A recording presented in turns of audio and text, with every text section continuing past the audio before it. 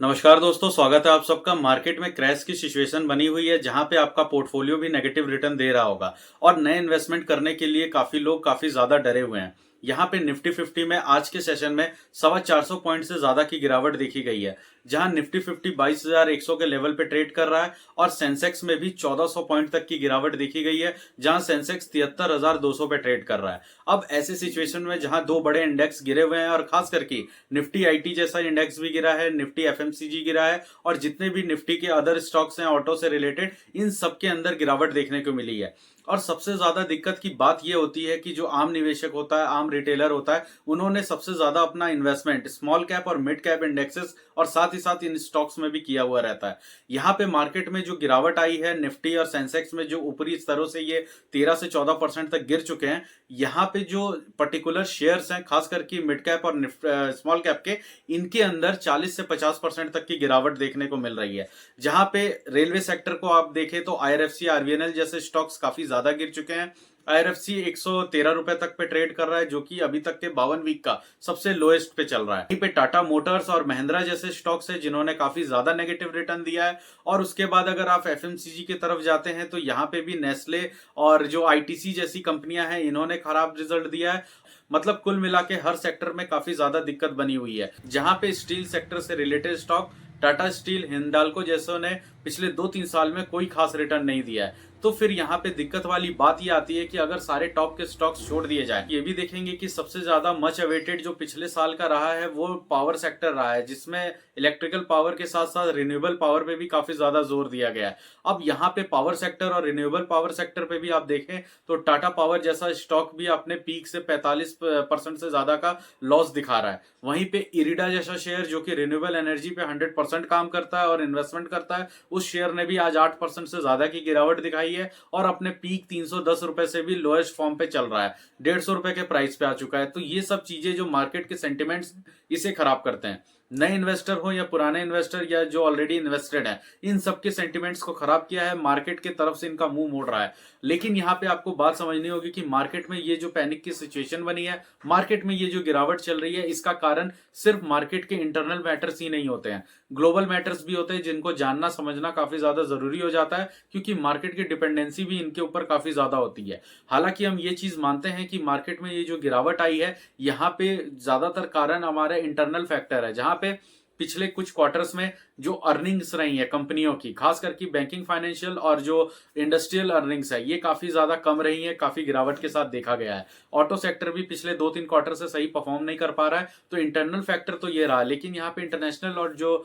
Foreign factor है, जो global factor है, यहाँ पे आप ये चीज देखेंगे कि जो एफआईज है वो हमारे इंडिया के मार्केट को लीव करके, छोड़ करके चाइना की तरफ या बाकी के वर्ल्ड वाइड मार्केट जो है वहां शिफ्ट हो रहे हैं। शिफ्ट होने का कारण दो ही है कि उनको जितना रिटर्न मिलना था पिछले 2 साल में, उन्होंने एक अच्छा पैसा बना लिया है। कोविड के बाद से मार्केट ने 35 से 40% तक का एक बढ़िया जंप दिखाया था और पिछले 2 साल में भी बहुत ही अच्छी तरीके से मार्केट ऊपर की तरफ गया, जहां एफआईज ने बहुत ही अच्छा पैसा बनाया। लेकिन अब उनके लिए पैसा बनाना काफी ज्यादा मुश्किल हो रहा है, क्योंकि मार्केट के लिए अब अपसाइड की पोटेंशियलिटी काफी ज्यादा कम हो गई है। अब मार्केट नीचे की तरफ गिर रहा है और एफआईज बेच के इसलिए निकल रहे हैं क्योंकि यहाँ पे जो डॉलर का इंडेक्स है वो भी काफी ज्यादा वॉलेटाइल हो रहा है। डॉलर के हिसाब से जो इंडियन करेंसी है वो काफी ज्यादा टूट रहा है। आखिर एट द एंड एफआईज भी हमारे मार्केट में प्ले करके जो भी प्रॉफिट होगा उसे बुक करके डॉलर के फॉर्म में ही लेके जाएंगे, जहां पे इंडियन रुपीज के गिरते हुए जो लगातार हम स्तर देख रहे हैं, इसके वजह से एफआईज को कोई खास रिटर्न नहीं मिल पा रहा। उसके बाद जो डॉलर एक्सचेंजेस की होती है, एसटीटी होता है,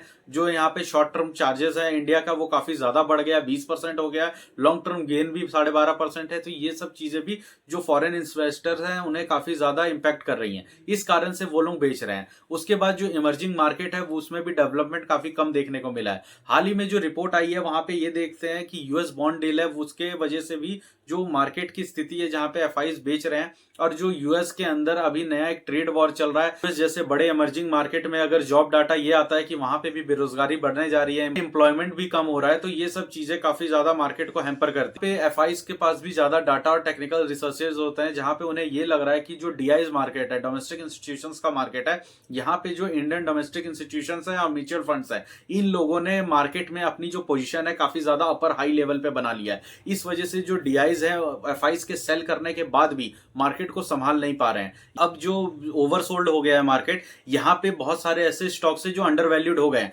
कई दिन से मार्केट ये चीज प्रिडिक्ट कर रहा है और ये चीज दिखा भी रहा है कि अब मार्केट में कई ऐसे फंडामेंटल अच्छे स्टॉक्स है जो कि बाइंग के लेवल पे बन रहे हैं, लेकिन मार्केट की जो स्थिति है और गिरते हुए मार्केट में किसी के अंदर ये पोटेंशियल नहीं हो पा रहा है कि वो मार्केट में अपनी एक पोजीशन बना के रखे। देखिए, एक सिंपल सी बात है कि 2025 में जो नए इन्वेस्टर होंगे वो जरूर इस तरह के मार्केट के इस तरह के प्राइसिंग को अच्छे से डिटेक्ट कर पा रहे होंगे, वो एंट्री करना चाह रहे होंगे। लेकिन ऑब्वियस सी बात है कि जब जिस तरह का मार्केट ये गिर रहा है, वहां पे नए जो इन्वेस्टर्स है वो एंट्री बना नहीं पा रहे हैं, और जो पुराने इन्वेस्टर्स हैं वो मार्केट का हाल अच्छे से जानते हैं, तो वो नया पैसा इसलिए नहीं लगा रहे हैं क्योंकि इस मार्केट का बॉटम फिक्स नहीं है। देखिए, कभी भी बेयर मार्केट में बॉटम फिक्स नहीं होता है और ना ही बुल मार्केट में टॉप होता है। बेयर मार्केट में बॉटम जब भी लगता है कि ये एक लेवल है, यहां से लेवल नहीं टूटेगा, जैसे 22,800 का था जहां पे मार्केट 3 हफ्ते तक उसे टच करके वापस ऊपर गया, लेकिन एट द एंड वापस क्या हुआ, हम 22,100 पे खड़े हैं और यहां से भी अगर ये 22,000 का लेवल टूटता है तो और नीचे जा सकते हैं। तो इसीलिए बॉटम की कोई एक्सप्लेनेशन नहीं होती है,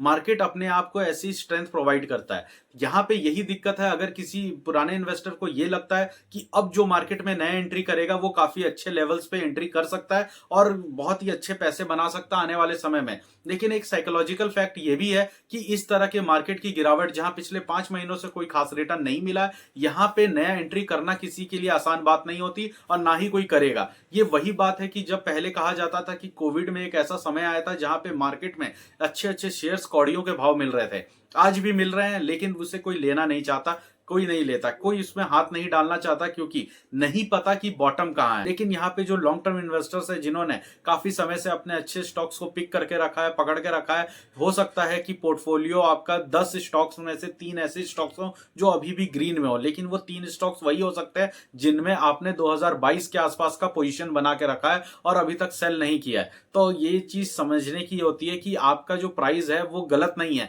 बस आपने गलत प्राइस पे ले लिया था जो अभी करेक्ट हो चुका है। लेकिन जिन्होंने पहले के प्राइस पे लिया है, अगर वो वापस से इस प्राइस को देखेंगे जो इस वक्त का प्राइस है, वहां से हो सकता है कि 4 टाइम्स रिटर्न्स की जगह 2 टाइम्स ही दिख रहा हो या 1 टाइम्स दिख रहा हो, लेकिन वो रिटर्न है। वो एक ये चीज दिखाता है आपको आपके पोर्टफोलियो में कि अर्ली इन्वेस्टमेंट और स्टेइंग इन इन्वेस्टमेंट, अगर आप स्टे करते हैं आप अपने इन्वेस्टमेंट पे, तो वो आपको यही बेनिफिट देता है कि वो आपको खराब से खराब समय में भी ग्रीन लाइन का, मतलब आप अपने पोर्टफोलियो में ग्रीन रंग देखने का बहुत ही एक इच्छुक होता है कि यार आज जैसा माहौल है मार्केट का, ऐसे माहौल में कम से कम मेरे कुछ शेयर्स तो हो जो ग्रीन में दिख जाएं। ये उसी तरह का होता है कि अगर आपने अर्ली इन्वेस्टमेंट कर रखा है तो वही चीजें आपको दिखेंगी। बाकी जितने भी नए इन्वेस्टमेंट्स हैं वो सब तो रेड पोर्टफोलियो में ही चल रहे हैं। यहाँ पे कंपनियां ठीक काम कर रही हैं, अर्निंग्स भी ठीक ठाक है और जो आगे का विजन है, पोजीशन है, वो सब कुछ ठीक है, लेकिन टेम्पररी मूवमेंट पे एक शॉर्ट टर्म बेसिस पे काफी ज्यादा दिक्कत है। तो यहाँ पे शॉर्ट टर्म बेसिस पे तो दिक्कत रहेगा ही रहेगा। तो बाकी ये सब चीजें हैं जो मार्केट को काफी ज्यादा इंपैक्ट और इफेक्ट करती हैं,